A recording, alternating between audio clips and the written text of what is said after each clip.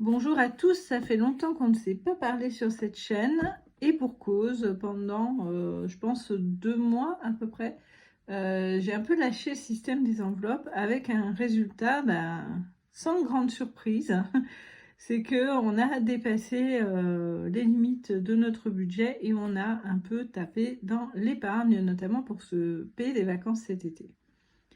Donc on reprend les choses en main pour la rentrée avec beaucoup de changements. On va commencer par le budget du mois de septembre. Là, pour septembre, le seul changement, c'est que je dois financer des trajets en Lorraine parce que j'ai accepté des missions là-bas et je vais faire l'avance en fait de mes frais. Je récupérerai tout ça, mais en janvier. Donc ça pèse un petit peu lourd les trajets en train une fois par semaine aller-retour. Mais bon, on s'y retrouvera en janvier. Et puis, d'autres charges, et notamment le remboursement, vous le savez, de cette dette d'URSSAF dont je vous parle depuis très longtemps, à laquelle va s'ajouter une facture, une dette pour les cotisations de retraite. Voilà, mais ça sera résolu lundi. Alors franchement, j'espère que ça va se résoudre dans le bon sens parce que sinon, ça va être vraiment la catastrophe.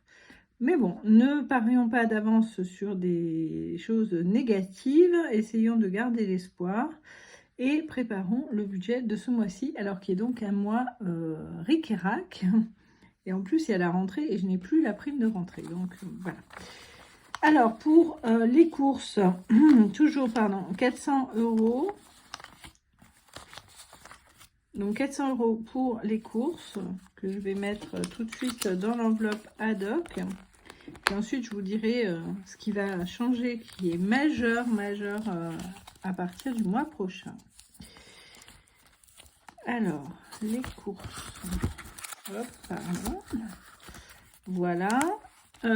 Au perso, je crois que j'ai prévu 40 €.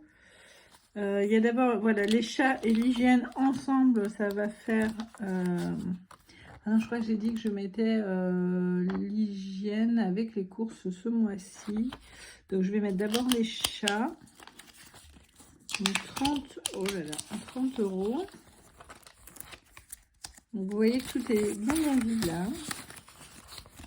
Les achats d'hiver, j'ai nettement réduit ce mois-ci. J'ai prévu de mettre 40. Resto, il n'y en aura pas. Beauté, j'ai supprimé. Les livres, il y aura 20 €.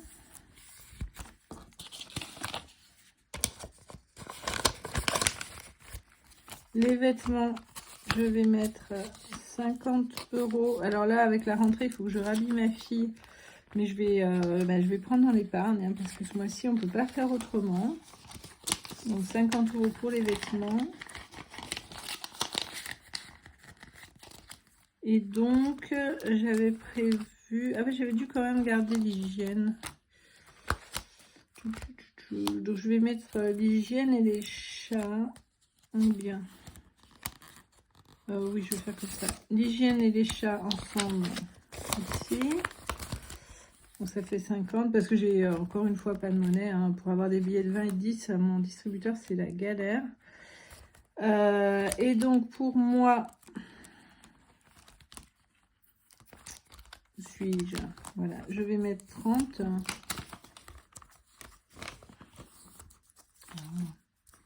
C'est pénible. Et 30, voilà. Et pour les achats d'hiver, je vais mettre 50.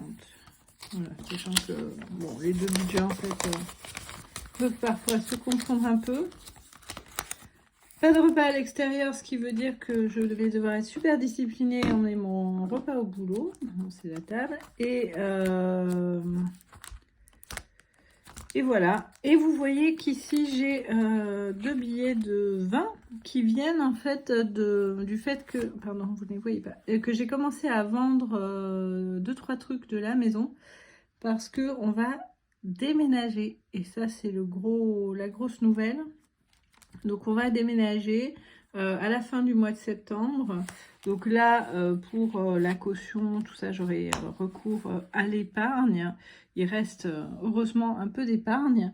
Et puis, on va devoir remeubler d'abord parce que ce qu'on a ici, ça, bon, c'était vraiment du petit prix et ça brinque-balle. Et d'autre part, parce que, quitte à faire, enfin le style de l'appartement étant très différent de celui qu'on a ici, eh bien il faut avoir, enfin on aime bien la déco, avoir un style un peu différent. Donc je vends tout ce que je peux vendre et puis je vais virer des trucs qui tiennent vraiment plus debout. Et puis voilà. Alors, au niveau budget, logement, ça va bien sûr changer les choses.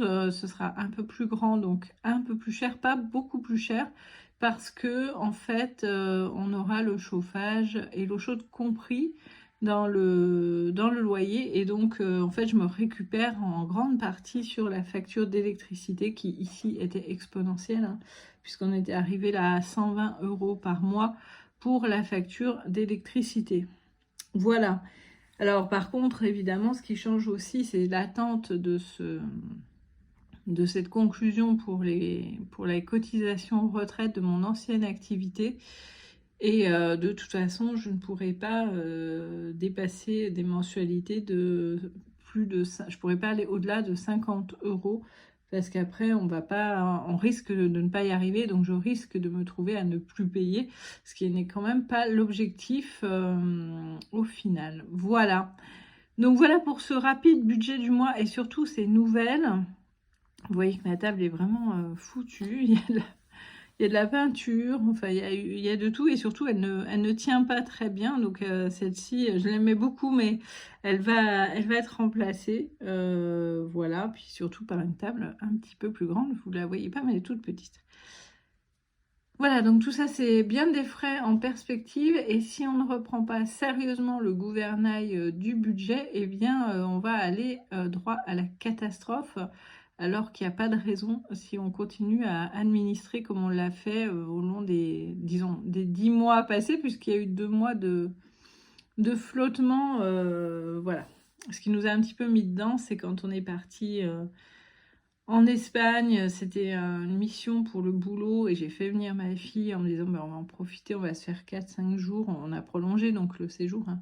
On va se faire 4-5 jours là-bas. Et ça m'a relativement, enfin ça m'a coûté disons de l'argent. Les Espagnols ont mis du temps à me payer et voilà, ça nous a un peu emmené dans le mur.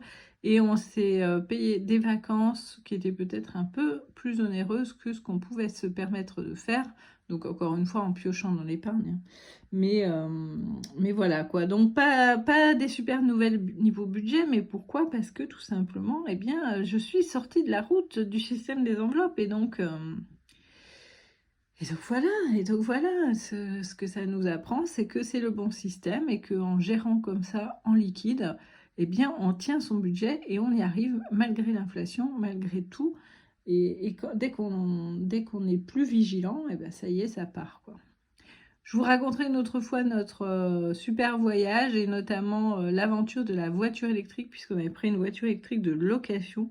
Et si ça vous intéresse, je vous ferai part de mon expérience et de ce que ça a coûté par rapport à ce que moi j'avais estimé, puisque je pensais faire des économies de carburant. Donc si vous voulez, dites-le moi en commentaire, je vous raconterai toutes ces péripéties, parce qu'alors ça a été quelque chose. D'ailleurs, il faut que je paye un PV. Voilà, ça fait toujours plaisir de donner 22 € à l'État de cette manière. Voilà, et bien, chers tous, très bon budget pour le mois de septembre. On se retrouve, pourquoi pas le week-end prochain, même si au niveau des enveloppes, il n'y aura pas énormément, mais j'aurai peut-être des choses à vous raconter au niveau des dettes donc de mon ancienne entreprise. Et puis surtout, j'aurai plaisir de vous retrouver. Donc n'hésitez pas, abonnez-vous, commentez, likez, ça m'aide bien. Ça me permet de voir que ça vous intéresse et de m'encourager à continuer à poster. Bye bye!